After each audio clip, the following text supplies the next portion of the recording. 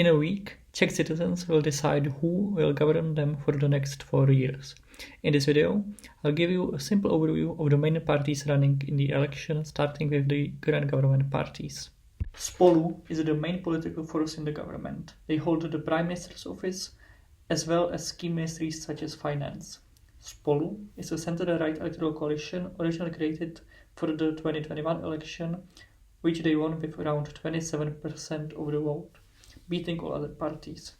The leading party inside Spolu is ODS, or the Civic Democratic Party. ODS is a right-wing party that describes itself as Euro-realist, meaning they don't want to leave the EU, but would rather reform it, which they usually describe as multi-speed Europe. They are skeptical of adopting the euro, saying it should happen sometime in the future, and when it comes to NATO, they are strongly in favor, including raising the military budget. The second strongest member of Spolu is the Christian Democratic Union, Czechoslovak People's Party, or KDU-ČSL. Compared to ODS, they are more pro-EU, lean more to the left economically, but are more socially conservative. The third member is TOP 09, which technically stands for Tradition, Responsibility and Prosperity. However, this is kinda like an Easter egg that very few people know. This party is the most liberal of the three, and compared to KDU-ČSL, they are even more pro-EU. Altogether, Spolu is polling at around 22%. The other subject in the government is STAN, which in Czech literally means tent, and stands for Mayors and Independents. STAN brings together a lot of localist politicians under one banner. This includes parties such as Východočeši and most importantly SLK, Mayors for the Liberec region, where STAN itself has no candidates. STAN is currently polling at around 11% and they are trying to establish themselves as the main liberal force in Czech politics. Their platform is very pro-EU, pro-NATO and socially progressive. In the past, STAN has cooperated with TOP 09, tried to form a coalition with KDU-ČSL, and in 2021 they ran together with the Pirates. Speaking of the Pirates, there is the Czech Pirate Party. Last year was really hard for them. The number of their MEPs was reduced to just one. Later in the regional elections, they failed to cross over the 5% threshold in all regions except for one, and finally, they were kicked out of the government for failing to deliver on a key digitalization project. This year, they are running together with the Green Party, a party whose role in Czech political landscape they kinda took.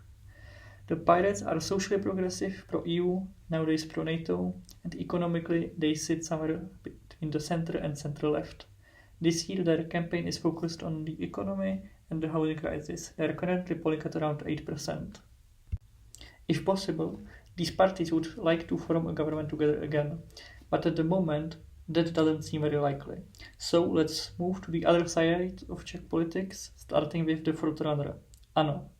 The name means yes, but similarly to TOP 09, it is also technically an abbreviation which stands for Action of Dissatisfied Citizens. ANO is complicated. Over the years, they've described themselves as liberal, left-wing populist, and most recently national conservative. Personally, I think the best label is technocratic populism, since many people see ANO as a party that adjusts its views to match public opinion, which makes their stance on the EU or NATO hard to pin down. Their goal is to govern alone, but since they are polling at around 32%, they will probably need help of one or more of the following parties. One of the options is SPD, which stands for Freedom and Direct Democracy. They are the main far-right force in Czech politics, and they were labeled as extremist by the previous ANO government. Their key goals are a referendum on leaving the EU and withdrawing from NATO. Economically, they are all over the place. They want lower taxes, but also more welfare. To pay for this, they suggest cutting subsidies for non-profit organizations and deporting Ukrainian refugees. To boost their share of the vote, SPD teamed up with smaller parties like Trikolora, which is a national conservative splinter from ODS, Svobodní, who are socially conservative libertarians, and Pro, who split from Trikolora. Some critics say this cooperation is bending electoral law, since if they ran as a formal coalition like Spolu, they would need 11% of the vote instead of 5%. Right now they are polling at around 12%. A similar case is Stachlo, which means enough. They are an anti-EU, anti-NATO, supposedly left-wing nationalist alliance. Here, the situation might be even worse legally. The regional court has already suggested that they are dodging the law, but the constitutional court said that it is okay. The biggest party behind Stachlo, with the most people running, is the KSČM, the Communist Party of Bohemia and Moravia, who originally formed Stachlo for the 2024 European Parliament elections, and since then Stachlo itself became a party. Another major member are the Social Democrats, who eventually joined after long negotiations. At first, they planned to run separately, arguing Stachlo didn't focus enough on left-wing economic issues and that they disagreed on the EU and NATO. But now, they claim that these international organizations have mutated, which gave them common ground.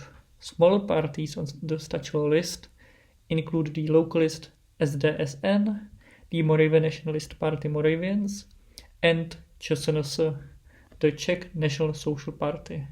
Stachlo is polling at around 7%. We are finally getting to the 5% threshold, where we meet the new Motorist party. Their pitch is that they are basically like Spolu, but more right-wing. And unlike Spolu though, they are open to governing with ANO, and want to take advantage of ANO's flexible political positioning. They have been flip-flopping on if they can theoretically work together with Spolu if it meant stopping Stachlo from being in a position of power. The Motorists actually started out as a joke, parodying a progressive local party in Prague.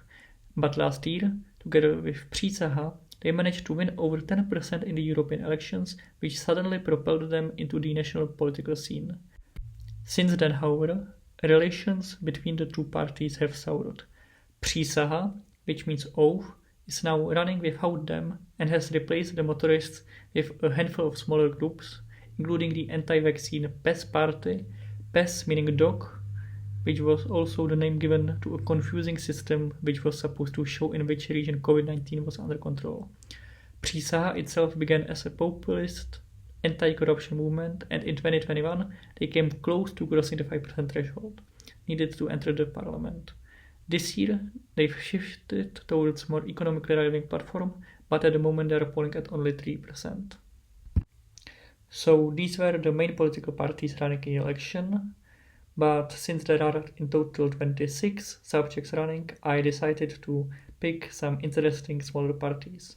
The first one is Youth Interest Generation Movement, then there is the Eurofederalist Volt and Libertarian Voluntea. Which party would you vote for? What do you think will be the final result? Share your thoughts in the comments below and thank you for watching.